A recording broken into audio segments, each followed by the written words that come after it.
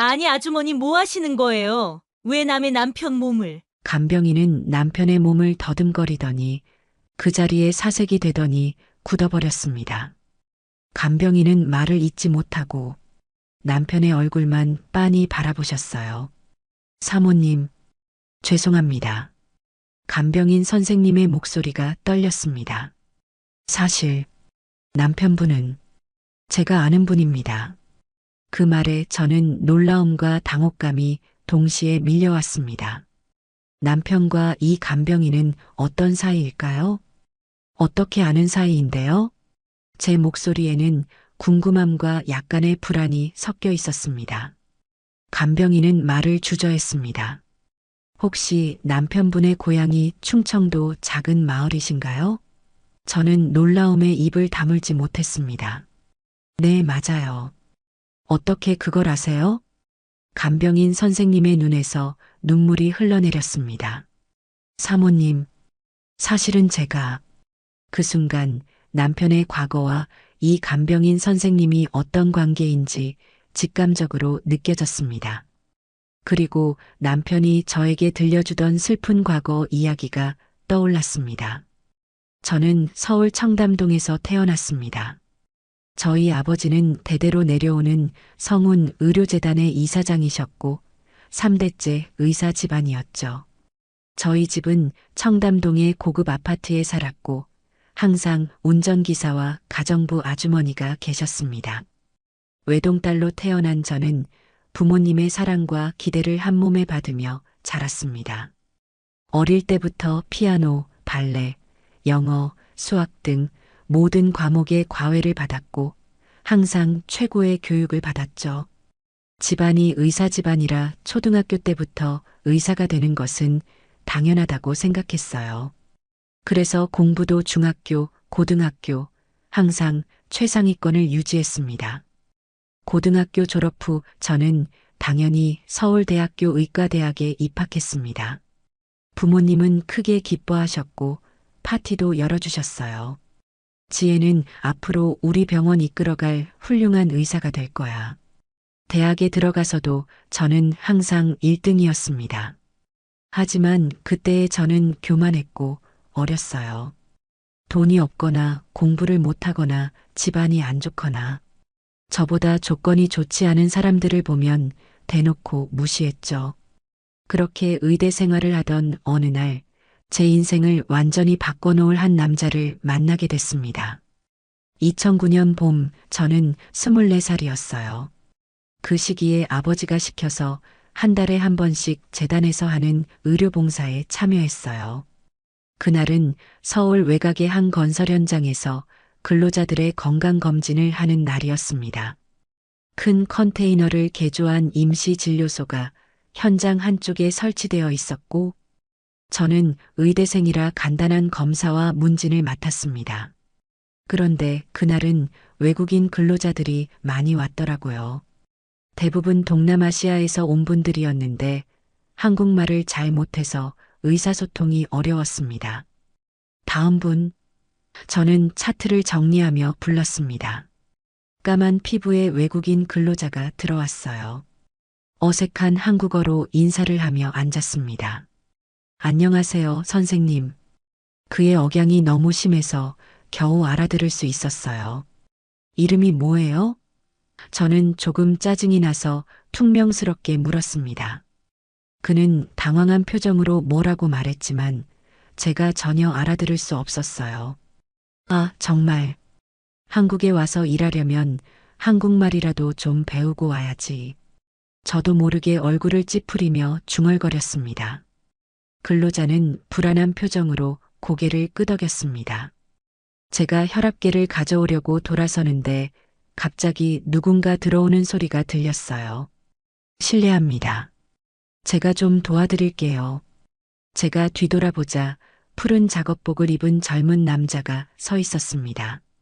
키가 크고 햇볕에 그을린 피부가 건강해 보였어요. 누구세요? 어떻게 여기에? 저는 당황했습니다. 강민우라고 합니다. 이 현장 안전관리자예요. 외국인 분들이 의사소통이 힘든 것 같아서 도움을 드리러 왔습니다. 그는 밝은 미소를 지으며 말했습니다. 그리고 외국인 근로자에게 돌아서서 서툰 영어로 말을 건넸어요. 근로자는 안도한 표정으로 대답했고 강민우 씨는 몸짓을 섞어가며 계속 대화를 이어갔습니다. 그는 언어를 잘하지 않았지만 진심 어린 태도로 친절하게 대하는 모습이 인상적이었어요. 외국인 근로자도 훨씬 편안한 표정으로 대답했습니다. 하지만 그 모습조차 저는 보기 싫었어요. 당신 누구세요? 왜 끼어들어요? 현장 안전관리자입니다. 그는 여전히 친절한 표정으로 대답했습니다. 외국인 동료들이 불편해하는 것 같아서 도와드린 건데 혹시 제가 잘못한 게 있을까요? 동료요? 제가 비꼬듯이 말했습니다. 이딴 곳에서도 동료가 있나 보네요. 그의 표정이 약간 굳었지만 여전히 차분했습니다. 모든 일하는 사람들은 동료지요. 현장에서는 국적이나 지위 상관없이 서로 돕는 게 당연합니다. 동료 같은 건 됐고요. 우리 같은 사람들은 여기에 오래 앉아 있을 사람이 아니에요.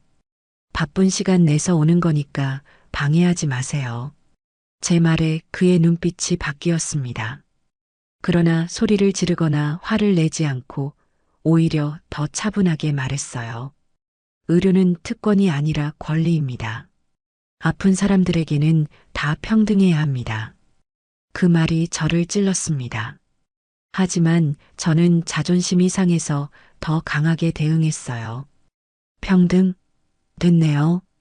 당신 같은 사람들은 이런 의료 혜택이 얼마나 비싼지 모르겠지요. 그의 목소리는 더욱 단단해졌습니다. 돈으로 사람의 가치를 매기시나요? 참 안타깝네요. 가진 것이 없다고 해서 존엄성까지 없는 건 아닙니다.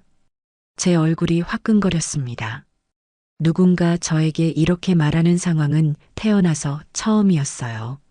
안타깝다고요? 말이 심하시네요. 여기 이 건물, 우리 아버지 재단 거예요. 당신 해고할 수도 있어요. 저는 위협적인 말투로 말했습니다. 그러나 그는 전혀 동요하지 않았어요. 오히려 미소를 지으며 말했습니다. 괜찮습니다. 제 양심을 지키는 게 일자리보다 중요합니다. 얼마든지 해고하세요. 저는 할 말을 잃었습니다. 그의 당당한 태도와 원칙을 지키려는 모습에 무언가가 제 마음을 흔들었어요. 하지만 그때는 그 감정을 인정하기 싫었습니다. 다음 환자 들어오세요. 저는 대화를 끊고 소리쳤습니다. 그는 가볍게 고개를 숙여 인사하고 나갔습니다.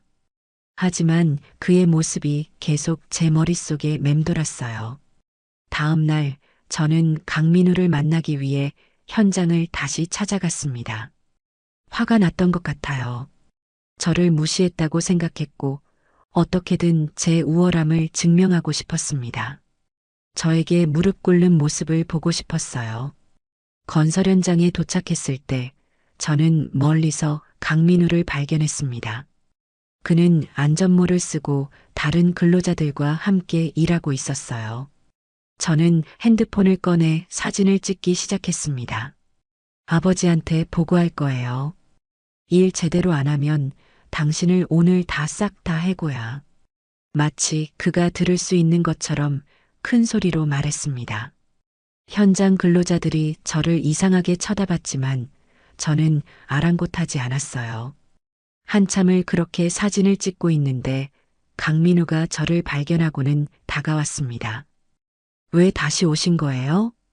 오늘은 검진이 없는데요? 그는 정중하게 물었지만 눈빛은 경계하는 듯 했습니다. 당신들 일 제대로 하나 확인하려고요. 저는 오만한 태도로 대답했습니다. 그는 한숨을 쉬더니 동료들에게 소리쳤습니다.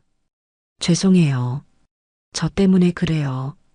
제가 더 열심히 할게요. 그 모습이 왠지 더 화가 나게 했어요. 그래서 더 그를 자극하고 싶어졌습니다. 저는 접근금지 구역으로 표시된 곳으로 향했습니다. 이봐요. 그쪽은 위험해요. 들어가면 안 됩니다. 근로자 한 명이 소리쳤습니다. 하지만 저는 듣지 않았습니다. 오히려 반항심이 더 커졌어요. 당신들 따위가 나한테 어디 짓이야? 여기 우리 아빠 건물이야. 제가 접근금지 구역으로 발을 내딛는 순간 귀청이 터질 것 같은 쇳소리가 들렸습니다. 위를 올려다보니 크레인에 연결된 무거운 철제 구조물이 떨어지고 있었어요. 공포에 얼어붙은 저는 움직일 수 없었습니다. 그 순간 누군가 제 몸을 세게 밀쳤어요. 저는 바닥에 넘어졌고 그 직후 쿵하는 소리와 함께 비명이 들렸습니다. 정신을 차리고 돌아보니 강민우가 저 대신 그 구조물에 맞아 바닥에 쓰러져 있었어요. 민우 씨, 누군가 비명을 질렀습니다. 119 불러. 다른 목소리가 소리쳤어요. 저는 그저 그 자리에 겁에 질려 앉아 있었습니다. 모든 것이 너무 빨리 일어났어요. 근로자들이 구급차를 부르고 응급처치를 하는 동안 그들의 시선은 저를 향해 있었습니다. 분노와 비난이 가득한 눈빛이었어요. 저는 창피함과 죄책감으로 고개를 들 수 없었습니다. 구급차가 강민우를 싣고 병원으로 향하는 동안 저는 그를 함께 따라갔습니다. 병원은 다행히 저희 가족이 운영하는 병원이었기 때문에 빠르게 치료를 받을 수 있었어요. 진단 결과 그는 다행히 생명에는 지장이 없었지만 어깨와 다리에 심한 부상을 입었고 여러 갈비뼈가 부러졌다고 했습니다. 저는 집에 돌아와 방에 틀어박혔습니다. 밥도 먹지 않고 그저 생각에 잠겼어요. 그리고 처음으로 제 내면을 솔직하게 들여다보기 시작했습니다. 제가 얼마나 특권의식에 사로잡혀 있었는지, 얼마나 타인의 존엄성을 무시했는지 깨달았어요. 그리고 그것이 얼마나 잘못된 것인지도요. 다음 날 저는 용기를 내어 병원으로 했습니다. 강민우의 병실 앞에 서서 한참을 망설였어요. 들어가야 할까? 아니면 그냥 돌아갈까? 마음속에선 갈등이 계속되었지만 결국 노크를 했습니다. 들어오세요. 약한 목소리가 들렸습니다. 문을 열고 들어가자 강민우는 침대에 누워 있었습니다. 얼굴은 창백했고 여러 곳이 붕대로 감겨 있었어요. 그는 저를 보고 놀란 표정을 지었습니다. 안녕하세요. 제가 조심스럽게 인사했습니다. 그의 표정에는 의외라는 기색이 역력했습니다. 저는 침대 옆 의자에 조심스럽게 앉았습니다. 무슨 말부터 해야 할지 몰라 한참을 침묵했어요. 많이 아프세요? 겨우 입을 열었습니다. 괜찮습니다. 며칠 안에 퇴원할 수 있대요. 그가 약하게 미소를 지었습니다. 그 미소를 보자 갑자기 눈물이 났습니다. 저는 참지 못하고 흐느끼기 시작했어요. 죄송해요. 정말 죄송합니다. 제가, 그는 침대에서 상체를 약간 일으키려다 통증에 얼굴을 찌푸렸습니다. 괜찮아요. 사고는 누구에게나 일어날 수 있는 거니까요. 아니에요. 제 잘못이에요. 제가 오만하고 무례하게 굴었고 출입금지 구역에 들어가는 바보 같은 짓을 했어요. 그런데 당신은 저를 구해주셨어요. 눈물을 닦으며 마음속에 있던 질문을 드디어 꺼냈습니다. 당신을 그렇게 무시했는데 저를 왜 구해주셨나요? 강민우는 잠시 생각에 잠기더니 진지한 표정으로 말했습니다. 사람의 생명은 지위나 배경에 상관없이 소중해요. 당신도 마찬가지고요. 그 말은 제 마음을 강하게 울렸습니다. 저는 항상 사람의 가치가 그들의 배경, 재산, 학벌에 따라 다르다고 생각했어요. 하지만 그의 눈에는 모든 사람이 동등하게 소중했던 거죠. 저는 그날 밤 강민우의 병실에서 오래 머물렀습니다. 처음에는 미안함 때문이었지만 점차 그와의 대화가 편안하게 느껴졌어요. 그리고 그의 인품에 점점 더 깊은 감동을 느꼈어요. 내일 또 와도 될까요? 떠나기 전에 물었습니다. 물론이죠. 그가 따뜻하게 미소 지었습니다. 그날부터 저는 매일 병원을 찾았습니다. 그리고 강민우라는 사람에 대해 많이 알아가기 시작했죠. 그러던 어느 날이었어요. 민우는 자신이 살아온 과거에 대해 이야기해주기 시작했어요. 그 이야기는 민우에 대한 제 마음을 더 크게 만들었습니다. 저는 충청도의 작은 마을에서 태어났어요. 부모님과 동생 민수, 이렇게 네 식구였죠. 아버지는 소규모 건설업체에서 일하셨고, 어머니는 동네 식당에서 일하셨어요. 우리는 그다지 부유하지는 않았지만 행복했습니다. 그의 얼굴에 잠시 미소가 번졌다가 이내 사라졌어요. 그런데 1997년 IMF 외환위기가 왔어요. 아버지가 일하던 회사가 부도나고 거기에 아버지가 회사 동료의 대출 보증을 서주셨던 것까지 겹쳐서 엄청난 빚을 떠안게 되었어요.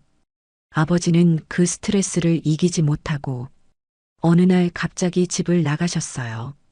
짧은 편지 한 장만 남기고요. 미안하다. 그게 마지막 말씀이었습니다. 그의 목소리가 약간 떨렸습니다. 저는 그의 손을 잡아주었어요. 어머니는 그 후로 더 열심히 일하셨어요. 식당 일에 청소일까지 하시면서 저희를 키우셨죠. 하루에 몇 시간 주무셨는지 기억도 안 나요. 항상 피곤해 보이셨지만 언제나 저희에게 웃어주셨어요. 강민우는 잠시 말을 멈추고 강물을 바라보았습니다. 그런데 얼마 지나지 않아 어머니가 일하시던 식당에서 큰 가스폭발 사고가 났어요. 그렇게 어머니도 그의 눈에서 눈물이 흘러내렸습니다. 저도 모르게 그의 어깨를 감싸 안았어요. 정말 힘들었겠어요. 제가 중얼거렸습니다. 그 후 저와 동생은 보육원으로 보내졌어요. 하지만 거기서도 함께 있지 못했죠. 동생은 얼마 지나지 않아 다른 가정에 입양되었고 저는 혼자 남았습니다. 그 후로 동생을 찾으려고 많이 노력했지만 쉽지 않았어요. 저는 말문이 막혔습니다. 제가 그동안 누려왔던 풍요로운 삶과 비교해 너무나 다른 세계였으니까요. 보육원에서 나온 후에는 여러 일을 전전했어요. 공사장에서 막노동도 하고 식당에서 설거지도 했죠. 20살 때 우연히 만난 공사장 팀장님이 저를 많이 도와주셨어요. 기술도 가르쳐 주시고 자격증도 따도록 도와주셨죠. 그래서 지금은 안전관리자로 일하게 된 거고요. 남들보다 가진 게 적어도 마음만은 부자로 살자. 그게 제 삶의 철학이 되었어요. 물질적으로는 부족해도 마음까지 가난해질 필요는 없으니까요. 그의 이야기를 들으며 저는 깊은 감동과 함께 부끄러움을 느꼈습니다. 제가 얼마나 큰 특권 속에 살아왔는지, 그리고 그것을 당연하게 여기고 있었는지 깨달았어요. 그날 이후로 저는 강민우를 더욱 존경하게 되었습니다. 그리고 그와 함께하는 시간이 점점 더 소중하게 느껴졌어요. 그렇게 몇 개월이 지나자 저는 확실히 알게 되었습니다. 제가 강민우를 사랑하고 있다는 것을요. 어느 여름날 밤 우리는 도심의 작은 공원에 앉아 있었습니다. 별이 몇 개 보이는 밤하늘 아래 저는 용기를 내어 마음을 털어놓기로 했어요. 민우 씨, 할 말이 있어요. 무슨 일이에요? 저 민우 씨를 좋아해요. 그냥 친구로서가 아니라 사랑하는 마음으로요. 제 고백에 그는 놀란 표정을 지었습니다. 그리고 깊은 한숨을 내쉬었어요. 지혜 씨, 우리는 너무 다른 세계에 살고 있어요. 당신은 의사가 될 사람이고 저는 그냥 건설 현장 일꾼이에요. 저는 마음을 졸였어요. 거절당할 것 같았거든요. 하지만 그래도 당신과 함께하고 싶네요. 최선을 다해서 행복하게 해드릴게요. 저는 기쁨에 차서 그를 안았습니다. 그 순간이 제 인생에서 가장 행복한 순간 중 하나였어요. 그렇게 우리는 연인이 되었습니다. 민우는 일을 마치면 항상 저를 만나러 왔어요. 비가 오나 눈이 오나 피곤해도 한 번도 약속을 어긴 적이 없었습니다. 그의 성실함과 진심 어린 태도는 저를 점점 더 깊이 사랑에 빠지게 했어요. 우리는 함께 공원을 산책하고 영화를 보고 작은 식당에서 밥을 먹으며 행복한 시간을 보냈습니다. 그렇게 행복한 시간을 보내던 어느 날 저는 이상한 증상을 느꼈습니다. 평소보다 쉽게 피곤해지고 아침마다 메스꺼움을 느꼈어요. 설마 확인을 위해 약국에서 임신 테스트기를 구입했어요. 떨리는 손으로 검사를 마치고 결과를 확인했습니다. 두 줄 양성 반응이었어요. 임신이라고? 저는 화장실 바닥에 주저앉아 한참을 넋을 잃고 있었습니다.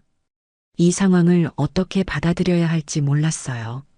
기쁨, 두려움, 혼란, 모든 감정이 뒤섞였습니다. 의대생인 저에게 임신은 계획에 없던 일이었어요. 게다가 부모님은 강민우의 존재조차 모르는 상황이었죠. 수많은 생각이 머릿속을 맴돌았습니다. 저는 며칠 동안 이 사실을 민우에게 말하지 못했어요. 어떻게 말해야 할지, 그의 반응이 어떨지 두려웠습니다. 부모님께 말하면 분명 강민우와 헤어지라고 강요할 테고 어쩌면 낙태까지 요구할지도 모른다고 생각했어요. 그건 저도 민우도 원치 않는 일이었죠. 일주일 동안 혼자서 고민하다가 결국 용기를 내어 민우에게 전화했습니다. 민우 씨, 오늘 꼭 만나야 할 것 같아요. 중요한 얘기가 있어요. 우리는 한강변의 조용한 벤치에서 만났습니다. 저는 그에게 바로 말했어요. 민우 씨, 제가 임신했어요. 그는 잠시 아무 말도 하지 못했습니다. 눈이 커지고 입이 약간 벌어진 채로 저를 바라보기만 했어요. 정말, 정말이에요? 그가 겨우 입을 열었습니다. 네. 병원에서 확인했어요. 그의 반응은 제가 예상한 것과 완전히 달랐습니다. 그의 눈에 눈물이 고이더니 갑자기 환한 미소가 번졌어요. 이건 정말 기적이야. 그가 처음으로 저를 반말로 부르며 말했습니다. 그리고는 저를 꼭 안아주었어요. 기쁜 거예요? 저는 조심스럽게 물었습니다. 당연하지. 우리 아이잖아. 우리의 아이. 그의 진심 어린 기쁨에 저도 안도의 눈물을 흘렸습니다. 하지만 현실적인 문제들이 여전히 남아 있었어요. 하지만 어떻게 해요? 부모님도 모르는 상황이고 제 학업도 있고 민우는 제 손을 꼭 잡고 진지하게 말했습니다. 내가 책임질게. 끝까지 너와 아이를 책임질 거야. 일단 부모님께 정식으로 인사드리는 게 좋겠어. 부모님이 반대하면 어떡해요? 아마 격렬하게 반대하실 거예요. 그래도 해야 해. 숨기는 건 해결책이 아니야. 내가 당당하게 너희 부모님을 뵙고 내 진심을 보여드릴게. 저는 무서웠지만 그의 말이 옳다는 것을 알았습니다. 더 이상 숨길 수는 없었어요.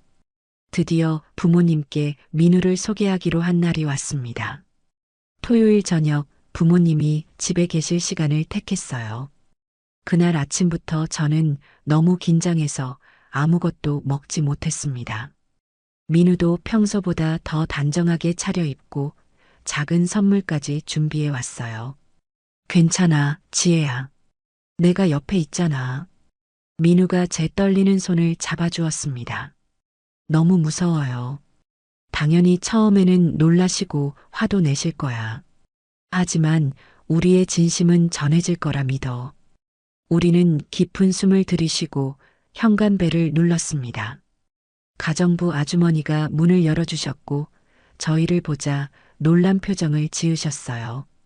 아가씨, 누구신가요? 아빠, 엄마 계세요? 같이 드릴 말씀이 있어요. 거실에서 신문을 보고 계시던 아버지와 차를 마시던 어머니가 저희를 보자 표정이 굳으셨습니다. 지혜야, 이 사람은 누구니? 아버지가 안경을 고쳤으며 물으셨습니다. 아빠, 이분은 강민우 씨예요. 제, 제 남자친구입니다. 부모님의 얼굴에서 놀람이 역력했습니다. 어머니는 차 잔을, 아버지는 신문을 내려놓으셨어요. 안녕하세요, 서 이사장님, 사모님. 강민우라고 합니다. 민우가 정중히 인사했습니다. 앉아요. 아버지가 짧게 말씀하셨습니다. 우리는 소파에 나란히 앉았고 부모님은 맞은편에 앉으셨어요. 무거운 침묵이 흘렀습니다. 어디서 어떻게 만났어요? 아버지가 마침내 물으셨습니다. 제가 답하기 전에 민우가 대신 말했습니다. 재단에서 하는 의료봉사 활동에서 만났습니다. 제가 일하는 건설 현장에서요. 직업이 뭔가요? 아버지의 시선이 매서워졌습니다. 건설 현장에서 안전관리자로 일하고 있습니다. 고졸이지만 여러 자격증을 취득해서 안정적으로 일하고 있습니다. 아버지의 표정이 더 굳어졌습니다. 어머니는 한숨을 내쉬셨어요. 아직 학생인데 무슨 연애야? 어머니가 말씀하셨습니다. 어머니, 사랑하는 사람이 생겼고 그게 민우 씨예요. 저희가 오늘 이렇게 인사드리는 건 말씀드릴 게 더 있어서예요. 부모님이 의아한 표정으로 저를 바라보자 저는 깊은 숨을 들이쉬고 말했습니다. 저 임신했어요. 뭐라고? 아버지가 벌떡 일어서셨습니다. 얼굴이 순식간에 붉게 변했어요. 이게 무슨 말도 안 되는 소리야. 어머니도 소리를 지르셨습니다. 민우가 앞으로 나섰습니다. 죄송합니다. 장인어른, 장모님. 하지만 저희는 정말 서로 사랑합니다. 제가 지혜 씨와 아이를 끝까지 책임지겠습니다. 당신 같은 사람이 우리 딸을 어떻게 책임져? 아버지가 격분해서 소리쳤습니다. 어디 근본도 없는 자식이 우리 소중한 딸을. 여보, 진정해요. 어머니가 아버지의 팔을 잡았지만 그녀의 표정도 마찬가지로 분노로 가득 차 있었습니다. 지혜야, 당장 방으로 올라가. 아니에요. 제발 좀 들어보세요. 저희는 정말 사랑하고. 사랑? 내가 뭘 안다고 사랑이야. 아버지가 소리쳤습니다. 내 미래를 망치지 마. 아빠, 제 마음은 확고해요. 민우 씨와 함께하고 싶어요. 우리 아이도 낳을 거고요. 어머니가 머리를 감싸주셨습니다. 당장 아이 지워. 의대생이 무슨 애를 낳아? 내 인생 끝장나는 거 몰라? 어머니. 제가 충격에 소리쳤습니다. 어떻게 그런 말씀을. 너. 아버지가 민우에게 손가락을 겨누셨습니다. 당장 나가. 그리고 다시는 우리 딸에게 접근하지 마. 민우는 당당했지만 그의 눈에 슬픔이 깃들어 있었습니다. 죄송합니다, 이사장님. 하지만 지혜 씨를 사랑하는 마음은 진심입니다. 저와 민우가 함께 일어서려 하자 아버지가 팔을 잡아챘습니다. 넌 어디가? 오늘부터 외출 금지야. 당장 방으로 올라가. 결국 그날 저는 방에 감금되다시피 했고 민우는 쫓겨나듯 집을 나갔습니다. 아버지는 사람을 붙여 제 행동을 감시하게 했고 휴대폰도 압수해 버리셨어요. 그렇게 3일 동안 저는 방에만 있었습니다. 식사는 가정부 아주머니가 방으로 가져다 주셨고 아무도 저와 대화하지 않았어요. 그리고 4일째 되는 날 어머니가 방에 오셨습니다. 내일 병원 예약했다. 9시야, 준비하고 있어. 조용히 수술할 거야. 아무도 모를 거니까 걱정 말고. 무슨 병원이요? 저는 물었지만 이미 답을 알고 있었습니다. 이제 와서 모르는 척하지 마. 절대 안 돼요. 제 아이예요. 지우지 않을 거예요. 지금은 그렇게 슬프지? 나중엔 나한테 고마워할 거야. 어머니, 제 목소리가 떨렸습니다.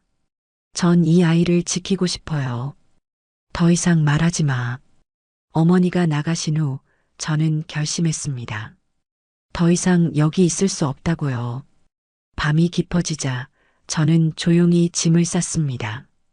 몇 벌의 옷과 필요한 물건들, 그리고 비상금을 작은 가방에 넣었어요. 휴대폰은 없었지만 제 노트북이 있어서 민우에게 메일을 보낼 수 있었어요. 내일 아침 7시 우리 집 근처 공원에서 만나요. 꼭 와야 해요. 그날 밤 저는 잠들지 않고 가족 사진을 바라보았습니다. 행복했던 순간들의 기억이 스쳐 지나갔어요. 하지만 저는 제 선택이 옳다고 믿었습니다. 제 아이와 사랑하는 사람을 위한 선택이었으니까요. 새벽이 되자 모두가 깊이 잠든 시간을 노려 조용히 방문을 열었습니다. 저는 발소리를 죽이며 현관으로 향했고 조심스럽게 문을 열었습니다. 재빨리 밖으로 나와 어둠 속으로 달렸습니다. 심장이 터질 듯이 뛰었어요.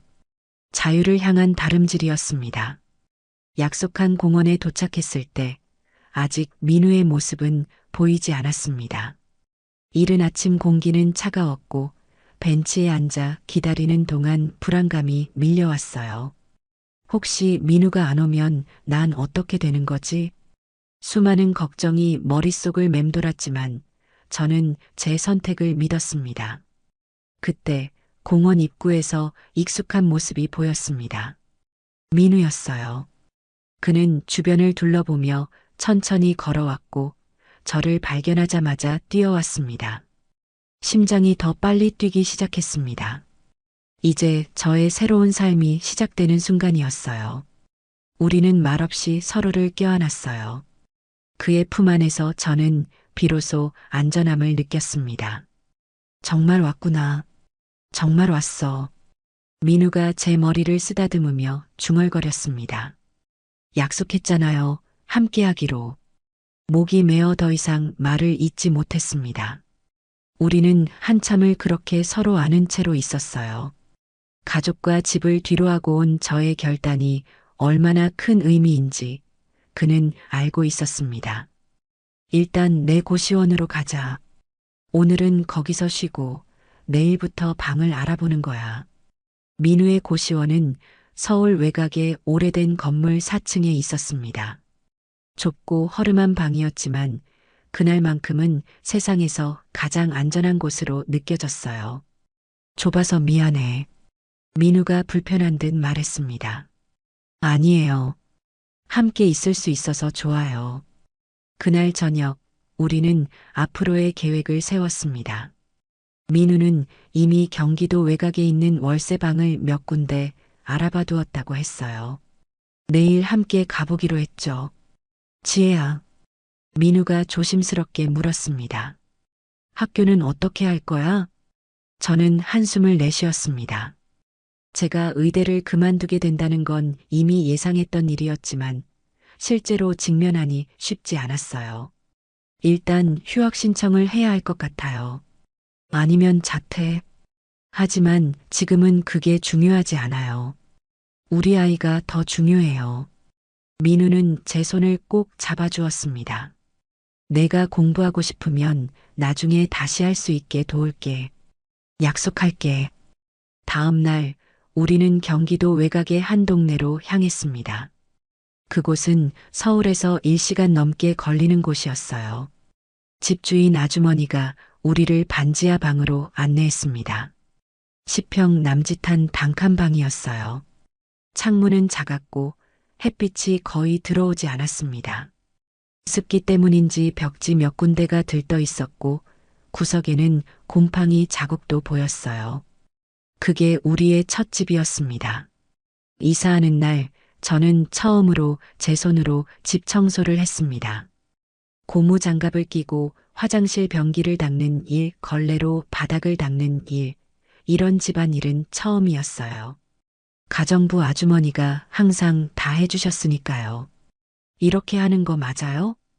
걸레를 짜면서 민우에게 물었습니다. 그는 미소 지으며 제게 다가와 걸레 짜는 법을 가르쳐 주었어요. 이렇게 3개 짜야 물이 덜 떨어져. 그리고 구석부터 닦는 게 좋아. 민우는 제가 모르는 모든 것을 친절하게 가르쳐 주었습니다. 빨래 세탁기 돌리는 법, 쌀 씻는 법, 반찬 보관하는 법.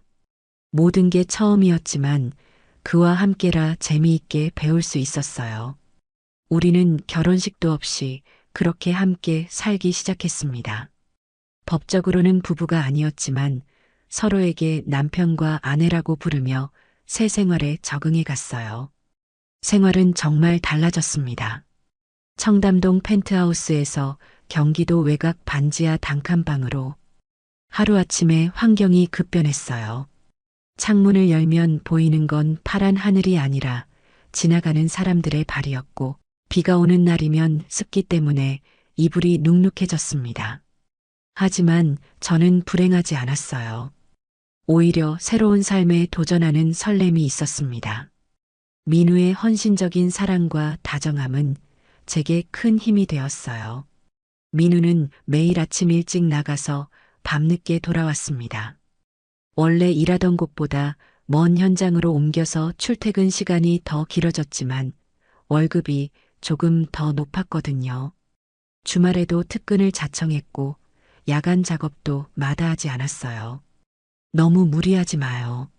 건강이 걱정돼요. 제가 그의 지친 얼굴을 보며 말했습니다. 괜찮아. 지금 열심히 일해서 돈 모아야지. 아이가 태어나면 더 많은 돈이 필요할 테니까. 그의 말에 제 마음은 더 단단해졌습니다. 그렇게 우리는 어려움 속에서도 서로에게 의지하며 새로운 삶에 적응해 갔습니다. 비록 물질적으로는 풍요롭지 않았지만 마음만은 더없이 부유했어요. 2010년 3월의 어느 봄날 우리 딸 혜빈이가 세상에 태어났습니다. 작은 동네 산부인과에서 첫 울음소리를 들었을 때 그 어떤 순간보다도 행복했어요. 지혜야, 고마워.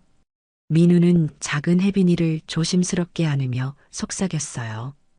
혜빈이의 탄생은 민우에게 더 큰 책임감을 안겨주었습니다. 그는 건설 현장에서 안전관리자로 일하면서도 늘 더 나은 기회를 찾고 있었어요. 어느 날 현장에서 일하던 중 민우는 흥미로운 발견을 했습니다. 지혜야, 건설 현장에서 자재 문제로 공사가 자주 지연된다는 걸 알게 됐어. 자재 품질도 들쑥날쑥하고 납기일도 제때 안 지켜지는 경우가 많아. 그가 퇴근 후 혜빈이를 안고 말했습니다. 그게 큰 문제인가요? 응, 생각보다 심각해. 특히 중소건설업체들은 대기업처럼 자재 확보가 쉽지 않거든. 그런데 나한테 아이디어가 하나 있어. 민우의 아이디어는 간단했습니다. 중소건설업체들에게 품질 좋은 자재를 적시에 공급하는 서비스를 제공하는 것이었어요. 그가 안전관리자로 일하면서 쌓은 현장 경험과 인맥이 큰 자산이 될 수 있었습니다. 혜빈이가 돌이 되던 해 민우는 현장 팀장님의 도움으로 첫 번째 기회를 얻었습니다. 소규모 건설 현장에 철근과 시멘트를 공급하는 일이었어요. 자본금이 부족했지만 민우의 성실함을 알던 자재상 사장님이 외상으로 자재를 내주겠다고 했습니다. 그렇게 한 건 2건 일이 늘어났고 혜빈이가 2살이 되었을 때 민우는 작은 사무실을 얻을 수 있었습니다. 강민우 건설자재라는 간판도 달았어요. 그리고 혜빈이가 초등학교 고학년이 될 무렵 민우의 회사는 강민우 그룹으로 성장했습니다. 직원 수는 100명이 넘었고 연간 매출액도 수십억을 넘어섰습니다. 그리고 혜빈이가 중학생이 되던 해 우리는 다시 강남의 아파트로 이사할 수 있었습니다. 하지만 민우는 성공했음에도 항상 겸손함을 잃지 않았어요. 그는 어려운 시절을 잊지 않고 주변의 어려운 이웃들을 돕는 일에 앞장섰습니다. 사람은 어디서 왔는지 잊지 말아야 해. 민우는 종종 말했습니다. 내가 이렇게 성공할 수 있었던 건 운이 좋았던 거야. 그 운을 다른 사람들과 나눠야지. 그렇게 세월이 흘러 2024년 민우는 건설업 쪽에서 꽤 인정받는 기업인이 되었습니다. 친환경 건설 자재 분야의 선두주자로 해외 시장까지 진출했고 많은 자산을 보유한 성공한 사업가가 되었어요. 혜빈이는 15살에 밝고 재능 있는 청소년으로 성장했고 우리 가족은 그 어느 때보다 행복했습니다. 어느 날 저녁 테라스에서 서울의 야경을 바라보며 민우가 물었습니다. 지혜야, 처음에 나랑 도망쳐 나올 때 후회한 적 있어? 저는 그의 손을 꼭 잡았습니다. 단 한 번도요. 가장 행복한 선택이었어요. 나도 그래. 넌 내 인생의 가장 큰 축복이야. 혜빈이와 함께 우리는 서로의 손을 꼭 잡은 채 미래를 향한 희망으로 가득 찬 마음으로 밤하늘을 바라보았습니다. 하지만 인생은 항상 예상치 못한 시련을 준비하고 있었습니다. 그날도 평범한 저녁이었습니다. 퇴근한 민우를 위해 특별히 그가 좋아하는 갈비찜을 준비했어요. 혜빈이는 학교에서 있었던 일을 신나게 이야기하고 있었고 민우는 피곤해 보였지만 딸의 이야기에 웃으며 귀 기울이고 있었습니다. 아빠, 내일 발표회에서 내가 사회를 보게 됐어요. 혜빈이가 자랑스럽게 말했습니다. 우와, 우리 혜빈이 대단한데? 민우가 미소 지으며 대답했어요. 아빠가 꼭 가서 볼게. 정말요? 아빠 약속하는 거죠? 그럼 약속. 그때 민우의 말이 끊겼습니다. 갑자기 그의 얼굴이 일그러지더니 숟가락을 떨어뜨렸어요. 그리고는 아무 말도 없이 의자에서 미끄러지듯 쓰러졌습니다. 여보, 저는 비명을 지르며 일어났어요. 아빠, 혜빈이도 소리쳤습니다.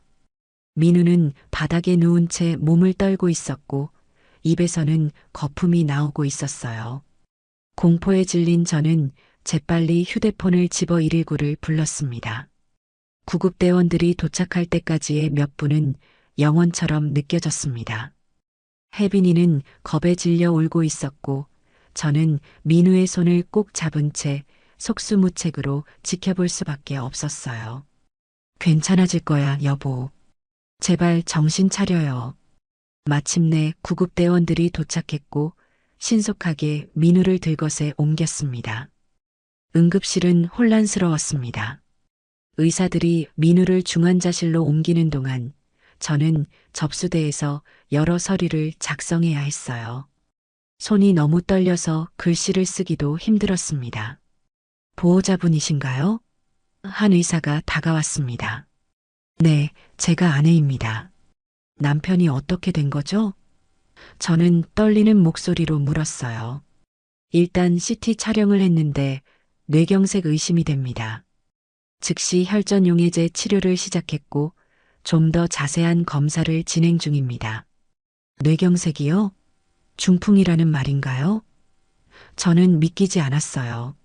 민우는 아직 40대 중반인데 어떻게 이런 일이...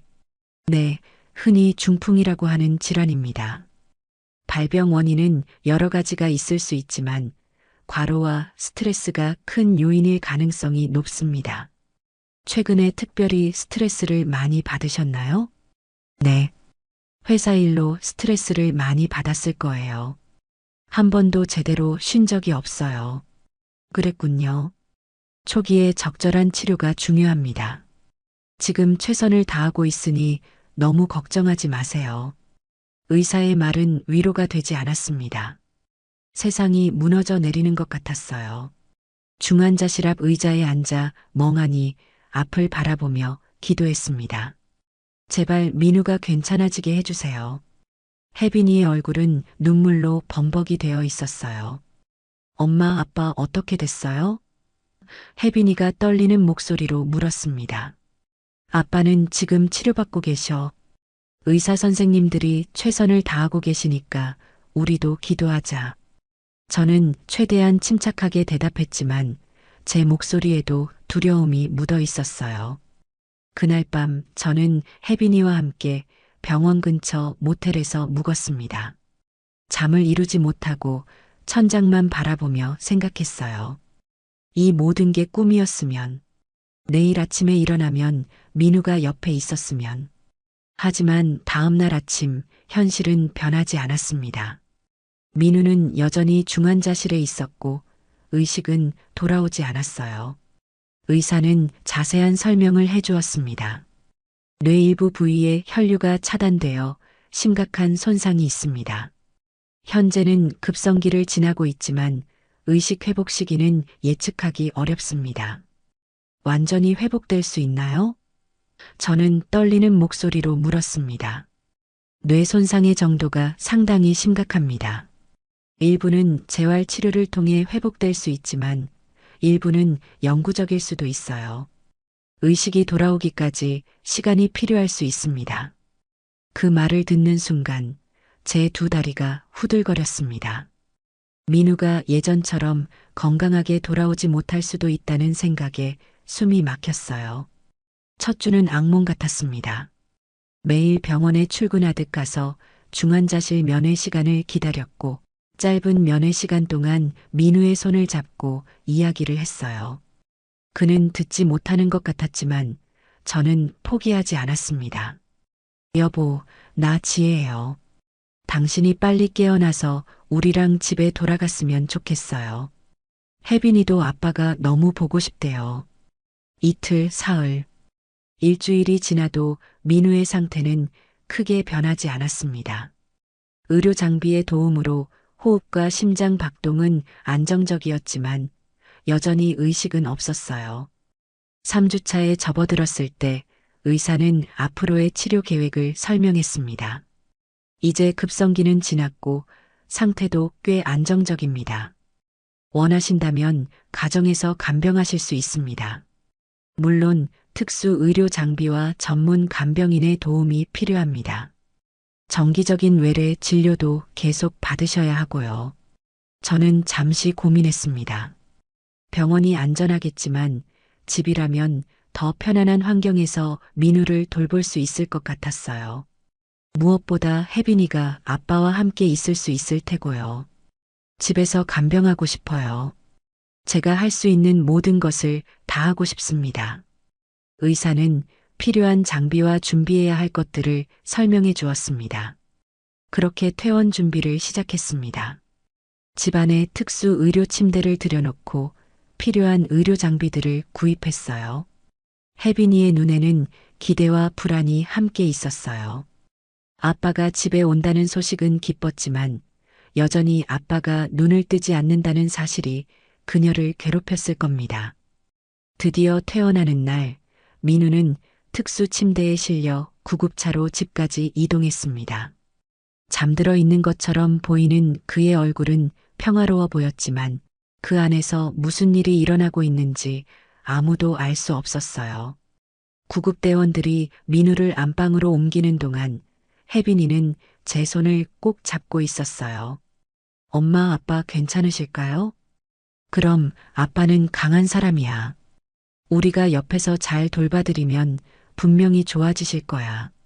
민우를 위해 특별히 준비한 안방에 그를 편안하게 모셨습니다.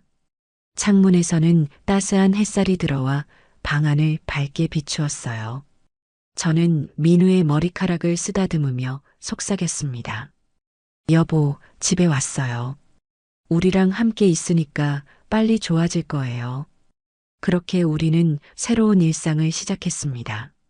저는 병원에서 기본적인 간병 방법을 배워왔고 하루 종일 민우 곁을 지키며 그의 몸을 돌보고 말을 걸고 책을 읽어주었습니다. 그리고 민우를 위한 전문 간병인을 찾았습니다. 여러 업체에서 후보자들을 추천해 주었고 저는 면접 일정을 잡았습니다. 면접은 근처 카페에서 진행했어요. 첫째 날 3명의 간병인 후보자를 만났습니다. 모두 젊고 전문 자격증을 갖추고 경력도 풍부했지만 어딘가 마음에 와닿지 않았어요. 두 번째 날에도 2명을 더 만났지만 역시 마찬가지였습니다. 집으로 돌아가는 길, 저는 한숨을 내쉬었습니다. 분명 모두 능력 있는 분들이었는데 왜 마음이 끌리지 않는 걸까요? 민우를 돌볼 사람이니 신중해야 한다는 것은 알지만 너무 까다롭게 굴고 있는 건 아닐까 생각도 들었어요. 셋째 날 마지막 면접자를 만나기로 한 날이었습니다. 카페에 앉아 있었는데 누군가 불러 고개를 들었어요. 서지혜 씨 되시나요? 고개를 들어보니 60대 후반으로 보이는 여성분이 따뜻한 미소를 지으며 서 있었어요. 단정한 옷차림에 흰 머리를 깔끔하게 묶은 모습이 첫인상부터 좋았습니다. 네, 맞아요.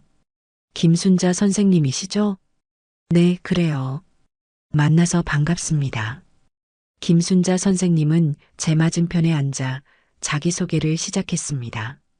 간호조무사 자격증을 가지고 있었고 20년 넘게 요양병원과 가정에서 중풍 환자를 돌봐온 경력이 있다고 했어요. 그분의 말투와 눈빛에서 경험과 진심이 느껴졌습니다. 특히 환자를 대하는 마음가짐에 대해 이야기할 때는 진정성이 묻어났어요. 면접은 예상보다 길게 이어졌습니다. 간병 방법부터 응급상황 대처법, 그리고 환자와의 소통 방식까지 다양한 이야기를 나눴어요. 김순자 선생님은 모든 질문에 차분하고 진지하게 대답해 주셨습니다. 그때 확신이 들었어요. 이분이라면 민우를 진심으로 돌볼 수 있을 것 같다고. 언제부터 일을 시작할 수 있으세요? 언제든지 가능합니다. 그럼 내일부터 가능할까요? 김순자 선생님은 미소를 지으며 고개를 끄덕였습니다. 네, 그럼 내일 아침 8시에 뵙겠습니다. 카페를 나와 집으로 향하는 길, 마음이 한결 가벼워졌습니다. 왜 그런지 모르겠지만 김순자 선생님을 보면 마치 오래전에 돌아가신 저희 어머니가 생각났어요. 그 따뜻한 눈빛과 차분한 말투가 어딘지 닮았거든요.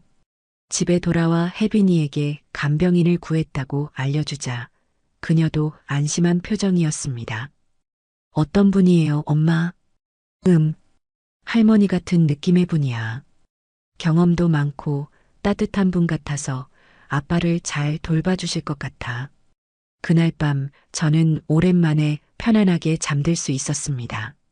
내일부터 김순자 선생님이 민우를 돌봐주실 거라는 생각에 안심이 되었거든요. 하지만 이 만남이 우리 가족에게 얼마나 큰 변화를 가져올지 그때는 전혀 몰랐답니다. 다음 날 아침 저는 평소보다 일찍 일어나 집안을 정리했습니다. 민우의 방도 깔끔하게 청소하고 필요한 물품들도 다시 한번 확인했어요. 김순자 선생님이 오시면 불편함 없이 일하실 수 있도록 준비해 두고 싶었거든요. 8시가 다가오자 초인종이 울렸어요. 안녕하세요. 어서 오세요. 현관문을 열자 김순자 선생님이 단정한 차림으로 서 계셨습니다. 어제보다 더 정갈해 보이는 옷차림에 작은 가방을 들고 계셨어요. 안녕하세요, 사모님. 제가 조금 일찍 왔네요. 아니에요, 잘 오셨어요. 들어오세요. 김순자 선생님을 안으로 모셨습니다. 그녀는 집안을 둘러보며 환경을 파악하는 듯 했어요. 우선 남편분 상태를 봐야 할 것 같은데요. 어디 계신가요? 네, 안방에 계세요. 이쪽으로 오세요. 저는 김순자 선생님을 안방으로 안내했습니다. 민우는 특수 의료 침대에 누워 있었고 산소 공급 장치와 모니터링 기기가 옆에 설치되어 있었어요. 평화롭게 잠든 것 같은 표정이었지만 의식은 여전히 돌아오지 않은 상태였습니다. 저분이 사모님 남편인가요? 김순자 선생님이 물었습니다. 제가 고개를 끄덕이며 대답하려는 찰나 무언가 이상한 일이 벌어졌어요. 김순자 선생님의 얼굴이 갑자기 창백해지더니 온몸이 딱딱하게 굳어버렸습니다. 마치 유령이라도 본 듯한 표정이었어요. 선생님, 괜찮으세요? 그녀는 대답하지 않고 그저 민우의 얼굴을 응시하고 있었습니다. 그녀의 눈에는 믿을 수 없다는 표정과 함께 눈물이 고이고 있었어요. 왜 그러세요? 무슨 일 있으신가요? 김순자 선생님은 여전히 말을 잇지 못했고 떨리는 손으로 민우의 이불을 들추고 이곳 저곳을 보기 시작했어요. 선생님, 뭐 하시는 거예요? 왜 몸을 더듬으시고? 아, 죄송합니다. 겨우 입을 연 김순자 선생님의 목소리는 떨리고 있었습니다. 그녀는 침대 옆에 놓인 의자에 천천히 앉았어요. 마치 다리에 힘이 풀린 것 같았습니다. 사모님, 사실 저는 남편분을 알아요. 당황스러웠지만 저는 최대한 차분하게 물었습니다. 선생님, 정확히 어떤 사이신가요? 우리 남편을 어떻게 아시는 거죠? 김순자 선생님은 깊은 한숨을 내쉬고 천천히 말을 이어갔습니다. 혹시 남편분의 고향이 충청도 작은 마을인가요? 순간 놀라움에 입을 다물지 못했습니다. 맞아요. 어떻게 아셨어요? 그리고 어렸을 때 부모님을 모두 잃으셨나요? 아버님은 떠나셨고 어머님은 식당에서 일하시다가 가스폭발 사고로 저는 완전히 충격에 빠졌습니다. 어떻게 이분이 그 모든 것을 알고 계신 걸까요? 맞아요. 하지만 어떻게 이런 일들을 아시는 거예요? 민우 씨와 어떤 관계이신 거죠? 김순자 선생님의 눈에서 눈물이 흘러내렸습니다. 그녀는 민우의 손을 마치 가장 소중한 보물을 다루듯이 조심스럽게 잡았어요. 저는 민우의 엄마입니다. 저는 충격에 말을 할 수 없었습니다. 민우의 어머니는 오래전에 돌아가신 걸로 알고 있었는데 어떻게 여기 서 있을 수 있는 걸까요? 그녀는 떨리는 목소리로 자신의 이야기를 하기 시작했습니다. 저는 숨을 죽이고 그녀의 이야기를 듣기 시작했습니다. 저는 충청도에서 두 아들을 키우던 어머니였어요. 남편은 건설업을 하고 저는 마을 식당에서 일했죠. 민우와 민수 두 아들을 키우며 가난하지만 행복하게 살았습니다. 그녀의 눈에는 따뜻한 추억이 어려 있었어요.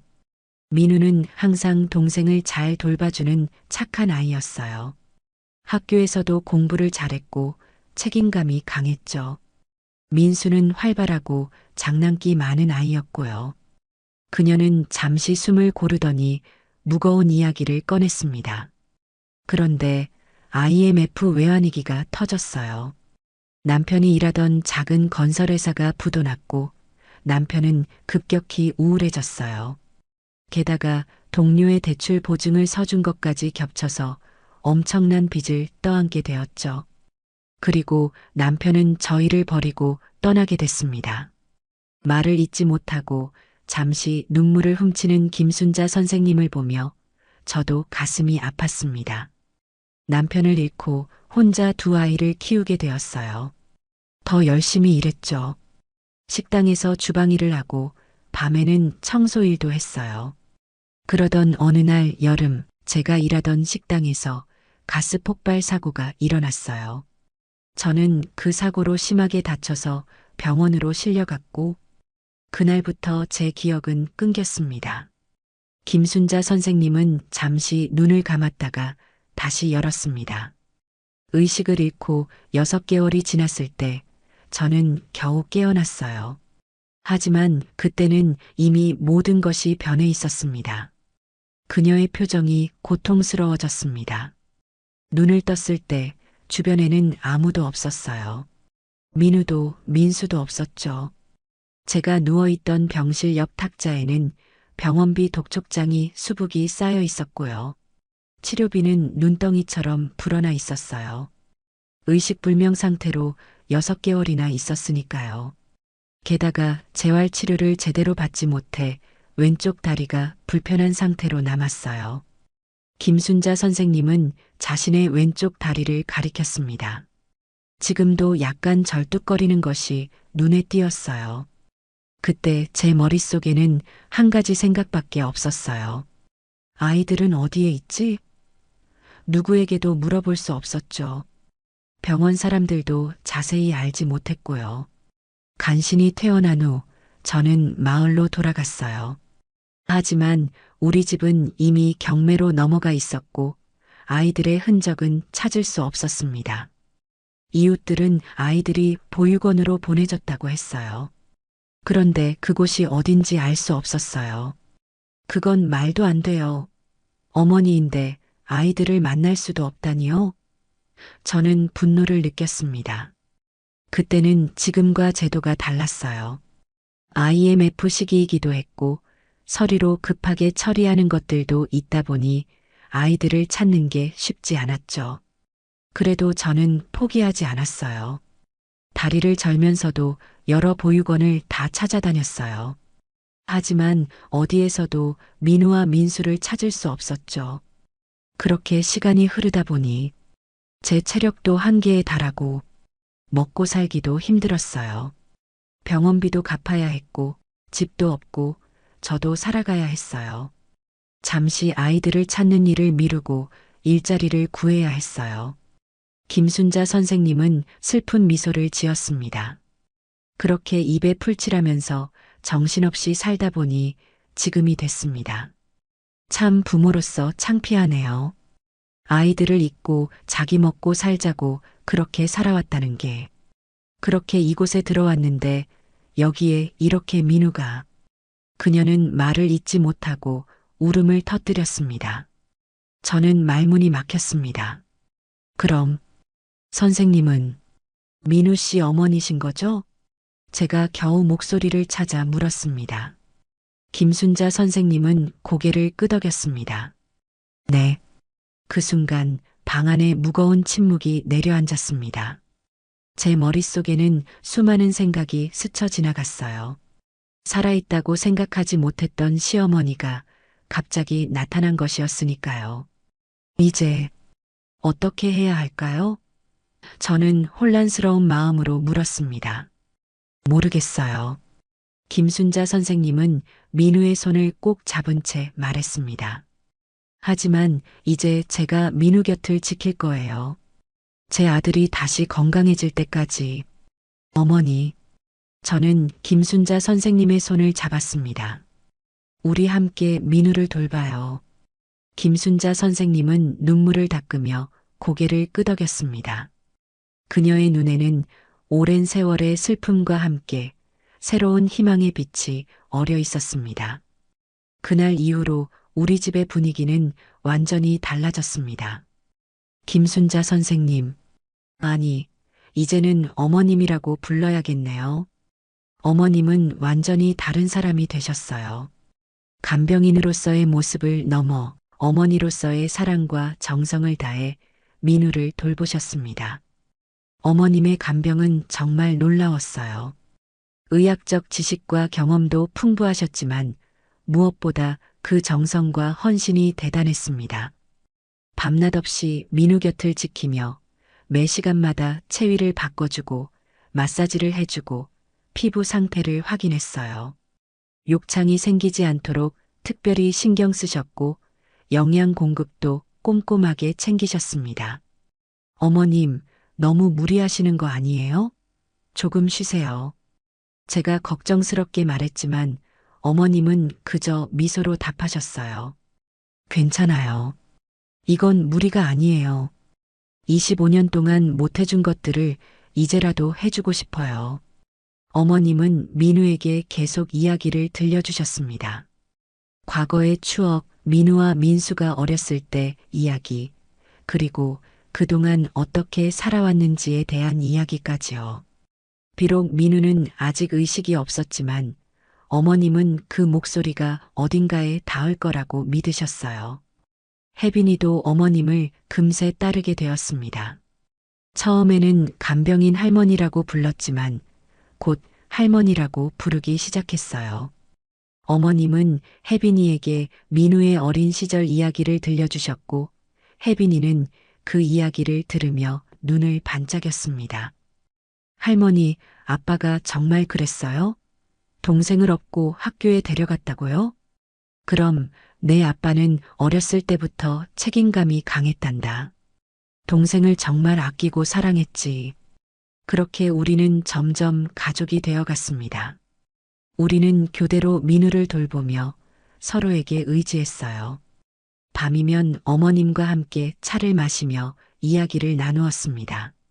어머님은 민우의 어린 시절 이야기를 들려주셨고, 저는 민우와의 첫 만남부터 결혼, 혜빈이의 탄생까지 모든 이야기를 들려드렸어요. 그렇게 우리는 점점 더 가까워졌습니다. 시어머니와 며느리가 아니라 그냥 서로를 아끼는 두 여성으로서요. 그렇게 시간이 흘러 한 달 후 마침내 기적이 일어났습니다. 민우가 눈을 떴어요. 여보, 저는 놀라서 그의 손을 꼭 잡았습니다. 민우의 눈은 초점 없이 천장을 바라보다가 천천히 제 쪽으로 향했습니다. 그의 눈빛은 혼란스러워 보였지만 분명히 저를 인식하고 있었어요. 민우 씨, 저 알아보겠어요? 지혜요, 당신 아내. 민우의 입술이 미세하게 움직였습니다. 소리는 나오지 않았지만 분명히 뭔가 말하려고 노력하는 것 같았어요. 어머님은 그 모습을 지켜보며 눈물을 훔치셨습니다. 그리고 저에게 속삭이셨어요. 가족을 불러보세요. 가족의 목소리가 도움이 될 거예요. 혜빈아, 빨리 와봐. 아빠가 눈을 떴어. 혜빈이가 달려왔고 민우의 손을 잡고 울먹였습니다. 아빠, 아빠 드디어 일어났어요. 저 보여요? 혜빈이에요. 민우의 입가에 미소가 스쳤습니다. 아주 희미했지만 분명한 미소였어요. 그날부터 민우의 회복은 더 빨라졌습니다. 의사들도 놀랐어요. 물론 여전히 말은 하지 못했고 몸도 마음대로 움직이지 못했지만 의식은 점점 또렷해졌습니다. 어머님은 여전히 김 선생님으로서 헌신적으로 민우를 간병하셨습니다. 재활 운동을 도와주고 언어 능력 회복을 위한 훈련도 함께 해주셨어요. 천천히 해요. 서두르지 마세요. 당신 몸이 기억하게 해주세요. 어머님은 민우의 팔을 부드럽게 움직여주며 말씀하셨습니다. 어느 날 민우는 처음으로 소리를 냈습니다. 지, 해. 너무 희미해서 거의 들리지 않을 정도였지만 저에게는 세상에서 가장 아름다운 소리였어요. 그의 눈에는 감정이 가득했어요. 기쁨, 사랑, 그리고 감사함이. 어머님은 그 모습을 보며 기쁨의 눈물을 흘리셨습니다. 하지만 여전히 자신의 정체를 밝히지 않으셨어요. 사실 약속했거든요. 민우가 깨어나도 완전히 건강을 회복할 때까지는 정체를 밝히지 않기로 충격을 받으면 안 되니까요. 시간이 더 흘러 민우는 점점 더 회복되었습니다. 이제는 짧은 문장도 말할 수 있게 되었고 휠체어를 타고 집안을 돌아다닐 수도 있었어요. 물론 여전히 오른쪽 팔다리의 감각은 온전하지 않았지만 의사들은 놀라운 회복 속도라고 말했습니다. 이렇게 빨리 회복되는 경우는 정말 드물어요. 가족의 사랑과 전문적인 간병이 큰 역할을 한 것 같습니다. 민우는 언제나 김 선생님, 즉 어머님에게 특별한 애정을 보였습니다. 마치 무언가를 느끼는 것 같았어요. 선생님, 고마워요. 왠지 편안해요. 어머님은 그런 말을 들을 때마다 눈물을 참으셨어요. 아들이 자신을 인식하지 못하면서도 느끼는 그 친근함이 더 가슴 아프게 하는 것 같았습니다. 그렇게 시간이 흘러 민우는 건강을 많이 회복했습니다. 이제는 약간 다리를 절뚝거릴 뿐 거의 정상적으로 걸을 수 있게 되었고 말하는 것도 자연스러워졌어요. 아직 오른손은 완전히 회복되지 않았지만 그것도 점점 나아지고 있었습니다. 그러던 어느 날 남편의 생일이었습니다. 혜빈이는 학교에서 돌아온 후 아빠에게 줄 그림을 열심히 그렸고 저는 민우가 좋아하는 음식을 준비했어요. 여보, 생일 축하해요. 그리고 정말 대단해요, 당신. 나보다 지혜가 더 대단해. 이 모든 걸 견뎌낸 당신이. 아니에요. 김 선생님 덕분이죠. 오늘 김 선생님이 당신 생일이라고 요리하고 있어요. 참 고마우신 분이죠. 우리가 이야기하는 동안 어머님은 부엌에서 음식을 준비하고 계셨습니다. 민우가 좋아하는 음식들을 하나하나 정성껏 만드시는 모습이 보였어요. 잠시 후 어머님이 음식을 가지고 거실로 오셨습니다. 오늘은 특별한 날이니까 특별한 음식을 준비했어요. 강 사장님이 좋아하실 만한 것들로요. 테이블에는 민우가 좋아하는 음식들이 가득했습니다. 갈비찜, 도토리묵, 그리고 특히 호박죽. 이상하게도 민우는 호박죽을 매우 좋아했거든요. 와, 이걸 어떻게 다? 민우는 놀란 눈으로 음식들을 바라보았습니다. 선생님, 정말 감사합니다. 덕분에 이렇게 많이 나아질 수 있었어요. 어머님은 미소를 지으시며 고개를 숙이셨습니다. 실은 민우가 갑자기 진지한 표정을 지었습니다. 김 선생님을 보고 있으면 저희 어머니가 생각나요. 그 말에 어머님은 깜짝 놀라셨고 저도 숨을 멈췄습니다. 어머니요? 어머님의 목소리가 떨렸습니다. 네. 사실 저의 어머니는 제가 어렸을 때 돌아가셨어요. 그러셨군요. 선생님의 외모와 손길이 어머니와 닮았어요. 그래서 그런지 선생님이 저를 돌봐주실 때면 마치 어머니가 돌봐주시는 것 같은 기분이 들어요. 어머님의 눈에서 눈물이 흘러내렸습니다. 저는 어머님의 표정을 보고 이제는 말해야 할 때라고 느꼈습니다. 아마 어머니도 살아계셨다면 김 선생님 나이였을 거예요. 민우는 계속 말했습니다. 어머님은 더 이상 참을 수 없다는 듯 가슴을 움켜쥐셨습니다. 저는 어머님께 고개를 끄덕여 보였습니다. 그것은 이제 말씀하셔도 괜찮아요라는 신호였어요. 민우야. 어머님의 목소리가 떨렸습니다. 민우는 어머님이 자신의 이름을 친근하게 부르는 것에 약간 놀란 표정을 지었습니다. 민우야. 나야. 엄마. 순간 방 안이 완전히 정적에 휩싸였습니다. 민우의 얼굴에서 모든 혈색이 사라졌어요. 그는 어머님을 멍하니 바라보고 있었습니다. 뭐라고 하셨어요? 그의 목소리는 거의 들리지 않을 정도로 작았습니다. 내 엄마야, 민우야. 내 엄마 김순자. 민우는 믿을 수 없다는 듯 고개를 천천히 저었습니다. 어머니는 돌아가셨어요. 가스 폭발 사고로. 그리고 이름이 김순자라고요? 김영숙이라고 하지 않으셨어요? 아니야, 민우야. 나는 죽지 않았어. 6개월 동안 의식불명 상태로 병원에 있었을 뿐이야. 그리고 내 진짜 이름은 김순자 맞아. 내가 깨어나고 놀랄까봐 숨긴 거야. 민우의 얼굴에 혼란과 충격이 교차했습니다. 숨을 제대로 쉬지 못하는 것 같았어요.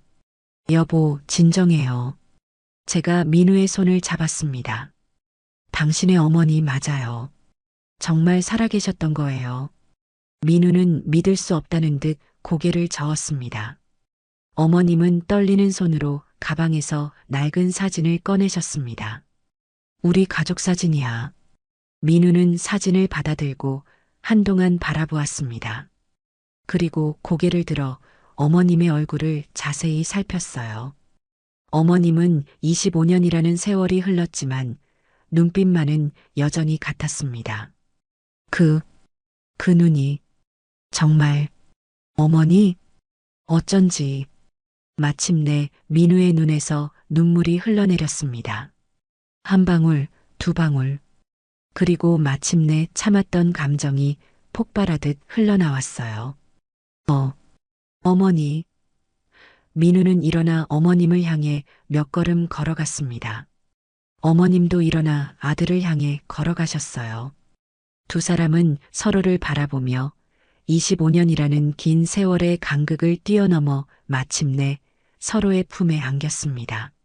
내 아들, 내 아들. 어머님은 민우의 등을 쓰다듬으며 흐느끼셨습니다.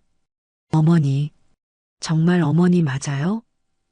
민우는 여전히 믿기지 않는다는 듯 물었습니다.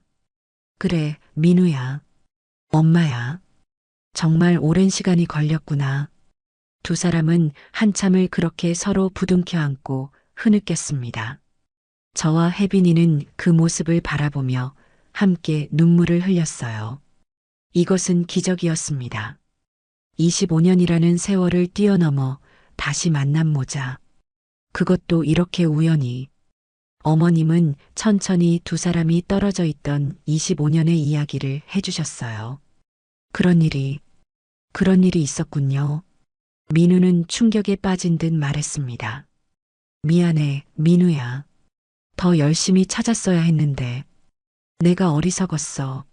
내가 바보였고, 내가 비겁했다. 어머님은 여전히 눈물을 훔치셨습니다. 아니에요, 어머니. 어머니의 잘못이 아니에요. 민우는 어머님의 손을 꼭 잡았습니다. 이제 함께해요, 어머니. 이제부터는 함께. 어머님은 고개를 끄덕이셨고, 그런 다음 혜빈이를 바라보셨습니다. 그리고 이렇게 예쁜 손녀도 생겼네. 혜빈이는 수줍게 미소 지었습니다. 할머니. 그 소리에 어머님의 눈에서 다시 눈물이 흘러내렸습니다. 그날 밤 우리 가족은 오랜 시간 이야기를 나눴습니다. 어머님은 지난 25년 동안의 이야기를 들려주셨고, 민우는 자신이 어떻게 보육원에서 자랐는지, 동생과 어떻게 헤어졌는지에 대해 이야기했어요. 민수는 지금도 못 찾은 거죠? 민우가 물었습니다. 응, 아직 찾지 못했어. 꼭 찾을 거예요, 어머니. 이제는 제가 함께 찾을게요. 그날 밤 민우는 어머님과 손을 꼭 잡은 채 잠들었습니다. 마치 어린 시절로 돌아간 듯이요. 저는 그 모습을 바라보며 감사의 기도를 드렸습니다. 이런 기적이 일어날 수 있었던 것에 대해, 그리고 우리 가족이 더욱 완전해질 수 있었던 것에 대해요. 다음 날 아침, 민우는 전혀 다른 사람이 된 것 같았습니다. 그의 눈빛은 더욱 생기 있게 빛났고, 움직임도 한결 자연스러워졌어요. 마치 어머니와의 재회가 그의 몸과 마음을 완전히 치유한 것 같았습니다. 지혜야, 고마워. 민우가 아침 식사 후 말했습니다. 무슨 말이에요? 어머니를 이렇게 내 곁에 데려와줘서. 아니에요. 그건 운명이었던 것 같아요. 우리가 어머님을 찾은 게 아니라 어머님이 우리를 찾아오신 거니까요. 민우는 미소 지었습니다. 그의 눈에는 행복과 평화가 가득했어요. 그래, 정말 기적 같은 일이야. 그리고 그날 저녁 또 운명 같은 선물이 찾아왔습니다. 저는 부엌에서 어머님과 함께 저녁 식사를 준비하고 있었고, 민우는 거실에서 혜빈이와 함께 보드게임을 하고 있었어요. 갑자기 초인종 소리가 들렸습니다. 내가 나가볼게요. 혜빈이가 문 쪽으로 달려갔습니다. 잠시 후 혜빈이가 조금 당황한 표정으로 거실로 돌아왔어요. 엄마, 아빠, 모르는 아저씨가 왔어요. 할머니를 찾으시는데. 내가 나가볼게. 민우가 일어섰습니다. 민우가 현관으로 향하는 동안 어머님과 저는 부엌에서 나와 거실로 왔어요. 현관에서 민우와 낯선 남자의 목소리가 들렸습니다. 실례합니다. 김순자 여사를 찾고 있는데요. 이 주소가 맞나요? 네, 맞습니다만. 찾으시는 이유가 뭐죠? 그때 민우가 그 남자 얼굴을 빤히 보더니 갑자기 얼굴색이 변했어요. 40대 초반으로 보이는 그 남자는 민우와 비슷한 키에 조금 더 마른 체형이었어요. 눈매는 어머님을 닮았고 턱선은 민우와 비슷했습니다. 낯선 남자도 민우를 빤히 쳐다보고 있었습니다. 그리고 미소 지었죠. 그때 어머님이 천천히 앞으로 나오셨어요. 민수야 왔구나? 민우의 눈이 크게 떠졌습니다. 순간 방 안에 완전한 정적이 흘렀어요. 시간이 멈춘 것만 같았습니다. 사실 어머니는 남편의 동생인 민수와 이미 몇 년 전에 재회한 상황이었어요. 어머니가 자신의 정체를 밝히고 다음 날 민수를 데려오는 깜짝 이벤트를 준비한 거였죠. 두 형제는 서로를 바라보았어요. 한 사람은 44세, 다른 한 사람은 41세. 하지만 그들의 눈빛은 마치 16과 13살로 돌아간 것 같았습니다. 민수야. 민우의 목소리가 떨렸습니다. 형. 그리고 두 형제는 서로에게 달려가 꽉 끌어안았습니다. 25년이라는 시간의 강을 뛰어넘어 마침내 다시 만난 형제. 그 모습을 보며 우리 모두는 눈물을 흘렸어요. 형, 보고 싶었어? 민수가 흐느꼈습니다. 나도 너무 보고 싶었어, 민수야. 어머님은 두 아들을 함께 안으셨어요. 그 순간 제 마음속에 따뜻한 감동이 밀려왔습니다. 이것은 기적이었어요. 한 가족이 25년 만에 완전히 재회한 기적. 혜빈이가 제 옆으로 다가와 손을 잡았습니다. 엄마, 저분이 삼촌이에요? 그래, 혜빈아. 아빠의 동생, 내 삼촌이야. 혜빈이는 호기심 어린 눈으로 민수를 바라보았습니다. 그날 저녁, 우리는 함께 식탁에 둘러앉았어요. 식사 자리는 마치 축제와 같았습니다. 민수는 자신의 이야기를 들려주었어요. 저는 보육원에서 2년 정도 있다가 입양되었어요. 다행히 좋은 양부모님을 만났죠. 하지만 항상 제 진짜 가족에 대한 그리움이 있었습니다. 그러다 어머니를 먼저 찾게 되었고, 이렇게 형까지 만나게 되다니, 민수의 눈에 다시 눈물이 고였습니다. 그렇게 우리는 또다시 감동적인 재회의 순간을 맞게 됐습니다. 그리고 시간이 흘러 어느 주말, 우리 가족 모두가 함께 있을 때 어머님이 말씀하셨습니다.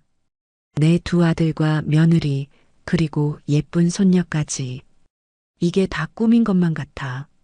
꿈이 아니에요, 어머니. 제가 어머님의 손을 잡았습니다. 우리는 정말 가족이 되었어요. 어머님은 눈물을 훔치셨어요. 고마워, 지혜야. 내가 민우를 이렇게 잘 돌봐줘서. 어머님이야말로 민우 씨를 살려주셨잖아요. 어머님의 간호가 없었다면 민우는 우리 둘의 손을 함께 잡았습니다. 우리 모두가 서로를 살렸어요. 그게 가족이 아닐까요? 혜빈이가 갑자기 외쳤습니다. 우리 진짜 행복한 가족이에요. 그 말에 우리 모두는 웃음을 터뜨렸어요. 그렇게 우리는 진정한 가족의 의미를 다시 한번 느꼈습니다. 그러던 어느 날 밤이었어요. 민우가 침대 옆에서 문득 저를 바라보며 말했어요. 지혜야, 나는 이제 내 가족을 모두 되찾았어. 어머니도 동생도. 하지만 지혜는 아니잖아. 그 말에 저는 잠시 할 말을 잃었습니다. 제 부모님과는 15년 전 혜빈이를 가질 때 완전히 관계가 끊어졌으니까요. 글쎄요. 솔직히 모르겠어요. 그래도 한번 찾아뵙는 게 어떨까? 지혜의 가족을 되찾아주고 싶어. 민우의 진심 어린 제안에 제 마음에도 무언가 울림이 있었습니다. 사실 저도 부모님 생각이 자주 났거든요. 특히 혜빈이가 자랄수록 어머니와의 추억들이 떠올랐어요. 그래도 무서워요. 민우는 제 손을 꼭 잡아주었습니다. 걱정 마. 우리가 함께 갈 거야. 그리고 혜빈이도 함께 가면 더 좋지 않을까? 손녀를 보시면 마음이 누그러지실지도 모르잖아. 한번 가볼게요. 부모님을 만나러. 민우는 환하게 웃으며 저를 안아주었습니다. 좋아, 언제 갈까? 이번 주말. 그때 가는 게 좋을 것 같아요. 그렇게 우리는 15년 만에 친정 방문을 계획했습니다. 혜빈이에게는 외할아버지, 외할머니를 만날 거라고 설명해 주었어요. 처음에는 긴장한 모습이었지만 곧 설레는 표정으로 바뀌었죠. 토요일 아침, 우리 가족은 서둘러 준비했습니다. 민우는 정장을 입고 깔끔하게 차려입었고, 저도 단정한 원피스를 골랐어요. 혜빈이도 예쁜 드레스를 입고 머리를 예쁘게 묶었습니다. 너무 긴장하지 마, 지혜야. 차를 운전하며 민우가 제 손을 꼭 잡아주었습니다. 잘 될 거야. 네. 그러길 바라요. 청담동에 위치한 부모님 댁에 도착했을 때 제 심장은 마구 뛰기 시작했습니다. 아파트 외관은 예전 그대로였지만 왠지 더 작아 보였어요. 아마도 제가 어른이 되어서 그렇게 느껴지는 걸까요? 현관 앞에 서서 저는 떨리는 손으로 인터폰 버튼을 눌렀습니다. 누구세요? 익숙한 목소리가 들렸어요. 어머니의 목소리였습니다. 15년이 지났지만 그 목소리는 제 기억 속에 생생하게 남아 있었어요. 어머니, 저예요. 지혜예요. 잠시 침묵이 흘렀습니다. 그리고 인터폰 너머로 숨막히는 소리가 들렸어요. 지혜야? 네, 어머니. 또 다시 침묵이 이어졌고 곧 문이 열렸습니다. 어머니가 서 계셨어요. 15년 전보다 훨씬 나이 들어 보이셨지만 여전히 우아하고 품이 있는 모습이었습니다. 지혜야. 어머니의 눈에 눈물이 고였습니다. 어머니, 저도 눈물이 나왔어요. 우리는 말없이 서로를 바라보다가 어머니가 먼저 저를 향해 팔을 벌리셨습니다. 저는 그 품에 안겨 오랫동안 참았던 눈물을 쏟아냈습니다. 미안해요, 어머니. 그렇게 도망쳐서 지금까지 연락도 없이 살아서. 아니야, 지혜야. 엄마가 미안해. 우리가 너무 심했어. 항상 내가 보고 싶었단다. 한참을 그렇게 안고 있다가 어머니는 뒤에 서 있는 민우와 혜빈이를 보셨습니다. 반가워요, 민우 씨. 안녕하세요, 장모님. 죄송합니다. 이제 찾아와서. 그리고 여기 우리 딸 혜빈이에요. 민우가 정중하게 인사했습니다. 혜빈이도 공손히 인사했어요. 안녕하세요, 외할머니. 처음 뵙겠습니다. 어머니는 혜빈이를 보자마자 눈물을 참지 못하셨습니다. 이렇게 예쁜 손녀가 있었는데 엄마가 미안하구나. 들어오렴, 아버지도 계셔. 우리는 어머니를 따라 집 안으로 들어갔습니다. 거실에는 아버지가 앉아 계셨어요. 머리는 거의 희끗희끗하게 변해 있었고 안경테 뒤로 보이는 눈에는 세월의 흔적이 깊게 새겨져 있었습니다. 아버지, 제가 떨리는 목소리로 불렀습니다. 아버지는 말없이 우리를 바라보시다가 천천히 일어나셨어요. 그리고는 민우에게 다가가셨습니다. 아버지는 민우를 빤히 바라보시더니 갑자기 그의 어깨를 끌어안으셨어요. 고맙소. 우리 딸을 잘 돌봐줘서. 그 말에 저희 모두 놀랐습니다. 예상했던 반응이 아니었거든요. 죄송해요, 장인어른. 저희가 미리 연락드렸어야 했는데. 민우가 죄송한 표정으로 말했습니다. 아버지는 민우의 말에 고개를 저으셨어요. 괜찮아요, 다 이해합니다. 그 후 아버지는 혜빈이에게 다가가셨습니다. 이름은 혜빈이에요. 제가 말했습니다. 정말 예쁘구나. 아버지의 눈에도 눈물이 고였습니다. 할아버지에게 인사할래? 혜빈이는 약간 수줍은 듯 했지만 곧 환하게 웃으며 인사했어요. 안녕하세요, 외할아버지. 아버지는 조심스럽게 혜빈이의 머리를 쓰다듬으셨습니다. 그래, 혜빈아.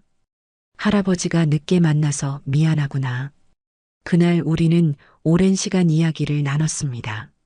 지난 15년 동안의 일들, 민우와 제가 어떻게 살아왔는지, 혜빈이가 어떻게 자라왔는지, 그리고 최근 민우의 병환과 어머님과의 재회에 관한 이야기까지요. 그렇게 우리는 15년 만에 화해했습니다. 어색함과 미안함, 그리고 서로에 대한 그리움이 뒤섞인 하루였지만 모두가 행복했어요. 집으로 돌아오는 길, 민우가 제 손을 꼭 잡아주었습니다. 어땠어, 지혜야? 정말 꿈만 같아요.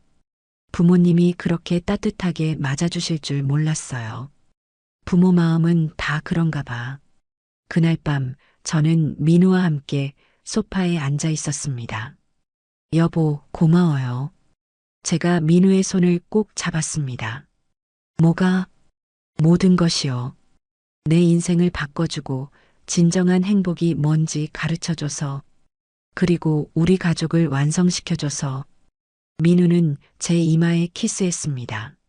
나도 고마워, 지혜야. 내 인생에 와줘서.